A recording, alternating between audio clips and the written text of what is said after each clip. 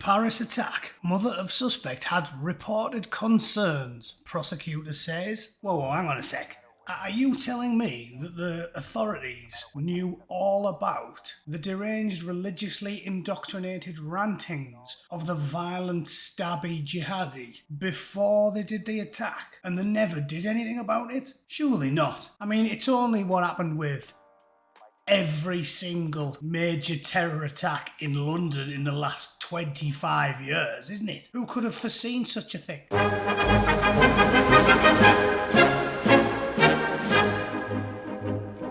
Okay, we didn't need the BBC to break this story. We already knew what was going to happen before anyone told us, because it's what always bloody happens. The fact of the matter is the law is now completely pointless and toothless. They can have a record as long as the elephant man's cock and nobody does anything about it. The blokes who gave Lee Rigby an unscheduled surgical procedure in the middle of London surrounded by women and kids had been arrested half a dozen times before. They'd been interviewed by the intelligence services. They had reams of information on them. They knew that they were one bad day away from lopping off heads outside Harrods, and they didn't do anything about it because they never do. So this is just to say, it shouldn't even be on the news. What are we talking about it for? It's not news, is it? It's olds. Olds. Is that a thing? Well, it should be, because this isn't it. This is not new.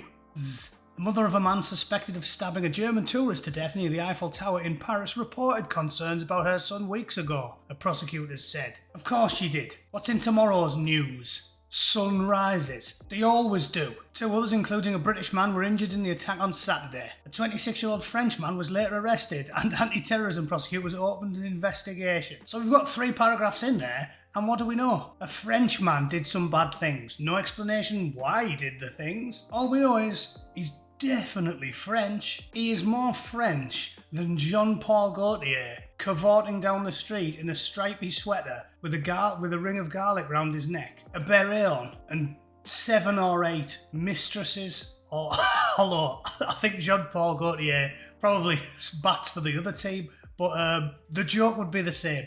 9 or 10 illicit lovers following on mopeds. France's Interior Minister said there was a failure in the alleged attacker's psychiatric treatment.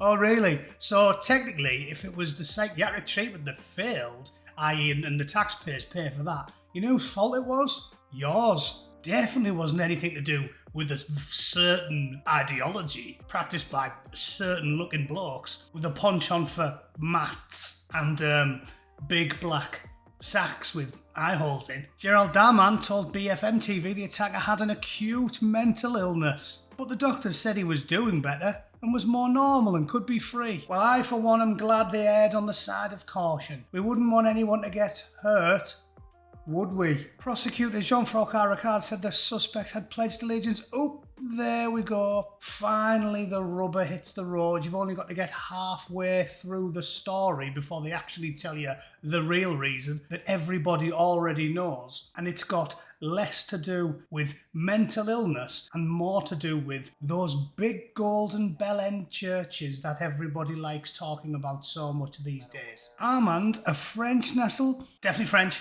Keep telling you that, definitely French. French. Of course he is. As French as any Frenchman. Born in France, French, born in France too. Aha! Iranian parents. Weird that, innit? Where did these random Iranians come from? This is a story about mentally ill Frenchmen in France. And if you think otherwise, you're a maniac. You're as mad as him. And he's definitely mad. And he definitely was motivated by a certain theocratic belief plagiarised from the Bible by an epileptic midget in the middle of the desert. Definitely nothing to do with that. Mr. Rickard said the suspect had been under surveillance for suspected... Oh, there it is again. So what to take from this story? Well, I'll tell you what we can take from it. 500 mentions of the word France, 200 mentions of the word French, 50 mentions of the word mental illness, and because they have to, 1 or 2 mentions of the religion whose name you cannot utter on YouTube or else you get rogered senseless by the trust and safety team. And 1 or 2 mentions of some place called Iran, but no one's ever heard of that. So just remember, they're always French and they're always mental. And if you think otherwise, you're an arsehole.